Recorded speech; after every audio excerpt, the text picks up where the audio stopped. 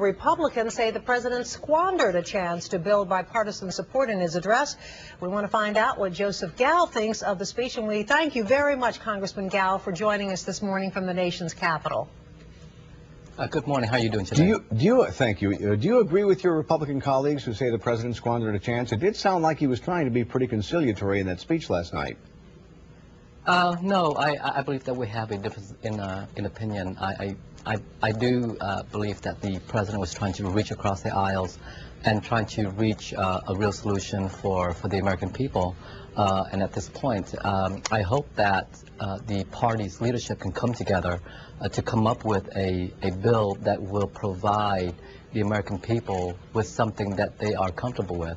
Congressman Gao, what did you like and what didn't you like in the speech? I like the fact that the president emphasized no federal funding for abortion. The question is, what are the specifics of that? And I also like the fact that he talked about tort reform, because I believe, being a plaintiff's attorney myself, I believe that there is in need of a tort reform and to somehow lower the cost of medical care. However, again, I believe that the speech lacks specifics on how we will be paying for this particular bill. So in your opinion, he did not say enough to sway you to vote for this measure? Well, I've always stated that I am open to vote for the measure. Obviously, we have to wait for what the final bill will look like. At this point, it's somewhat premature. There are several versions, as you know. The president mentioned last night that 4 committees have passed their own versions, and the 5th one just finished either yesterday or today. So we have 5 versions that are floating around, and the final bill is it's not gonna look like any version that. So the waters, in your opinion, are still very muddy. The water is still somewhat muddy, but obviously there were some points where I believe that the president was trying to walk along the middle line, and I applaud him for that.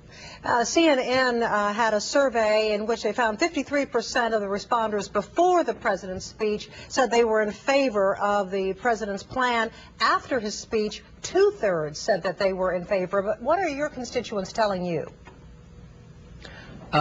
I believe that from the town hall meetings, the people were pretty much split with respect to supporting and against the bill, and for obvious reasons, because the bill is so complex that it leads people to different understandings of the bill. At the end of the day, I hope that we will have a reform bill, and I hope that it will be a bill that I can support. And you know, one of the big sticking points, especially for the Republican Party, is this idea of a public option.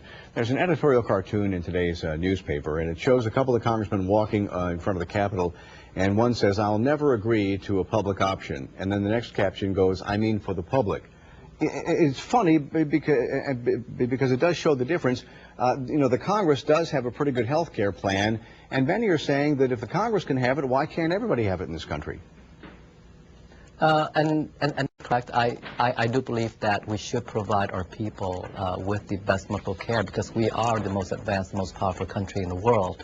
And again, I'm not ideologically against a public option. I'm just looking for the right solution, and whether or not the right solution includes a public option, we just have to wait and see, because the So that's not a deal breaker for you then? No, it's not. And last night, the president himself did not emphasize that the public option should be in the final bill. We just have to wait and see what the final bill is going to look like. And so you're open at this point to going either way?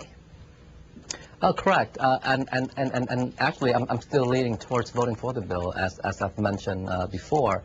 There are some requirements that I would like the president to address in the final bill, and some of those issues, obviously, is the funding of abortion, Medicare and Medicaid, small businesses. So those are some of my main concerns. All right, Congressman, thank you very much for joining us this morning. Congressman Joseph Gao, thank you very much. And we'll be back with the